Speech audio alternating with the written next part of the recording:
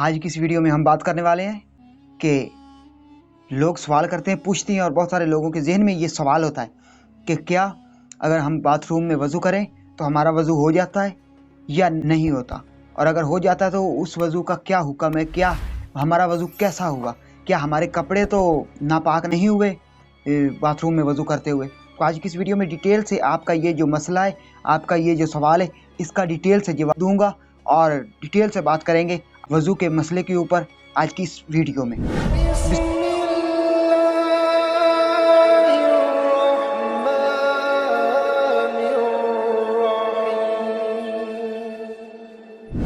बिस्मिल्लाहिर्रहमानिर्रहीम। तमाम देखती आंखों, सुनते कानों और धड़कते दिलों को मुदस्सिर इकबाल का प्यार भरा सलाम। आप देख रहे हैं हमारे यूट्यूब चैनल और फेसबुक पेज इस्लाम की बात। और आज की इस वीडियो में हम बात करने वाले हैं कि लोग ये सवाल पूछते हैं, ये क्वेश्चन करते हैं कि क्या अगर हम बाथरूम में वज़ू करें तो क्या हमारा वज़ू हो जाता है, उससे हमारी नमाज हो जाएगी, या अगर कोई और इबादत करे तो वो हमारी इबादत कबूल हो जाएगी, अल्लाह पाक की बारगाह में वो काबिल कबूल होगी, या फिर अगर हम बाथरूम में वज़ू करते हैं तो क्या हमारे कपड़े पाक साफ़ रहेंगे या नहीं।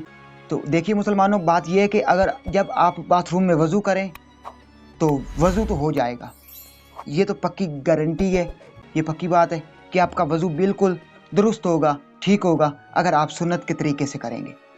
तो वज़ू के 4 फ़र्ज़ हैं, वो अगर आपने 4 फ़र्ज़ पूरे कर दिए तो आपका वज़ू हो जाएगा। अच्छा, तो बात यह है कि अगर आप वज़ू कर रहे हैं बाथरूम में, या करने वाले हैं या करते हैं, तो आप ये ख्याल रखें कि जब आप बाथरूम में वज़ू करते हैं तो जब आप वज़ू करते होंगे तो छींटे गिरते होंगे, पानी के छींटे गिरते होंगे, और जब पानी के छींटे कतरे गिरते होंगे तो उनसे जो बाथरूम का फ़र्श है उससे पानी उठता होगा और आपके कपड़ों पे गिरता होगा।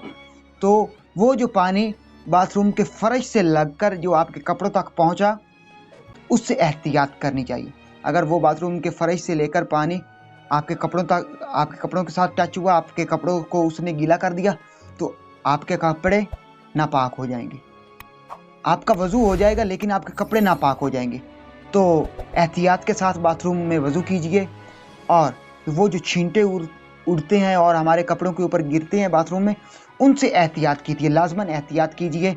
अगर आप वज़ू करते हैं और आप छींटों की एहतियात नहीं करते तो आपका वज़ू हो जाता था और आपके कपड़े नापाक हो जाते थे, और जो भी आप इबादत करते होंगे तो कपड़े नापाक होने की वजह से वो अल्लाह पाक की बारगाह में काबिल कबूल ना हो, शायद हो सकता है।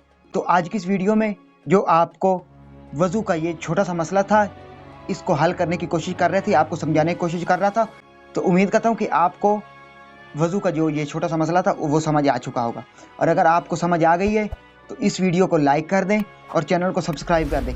इस वीडियो को ज़्यादा से ज़्यादा अपने दोस्तों, फैमिली मेम्बर और मुसलमान बहन भाइयों के साथ ज़रूर शेयर कीजिएगा।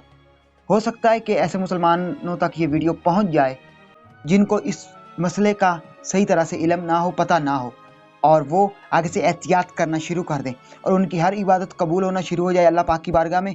तो यकीनन ये शेयर करने से ये वीडियो आपके लिए और मेरे लिए सदका जारिया बन जाएगी, और इस वीडियो को बनाने का हमारा मकसद पूरा हो जाएगा।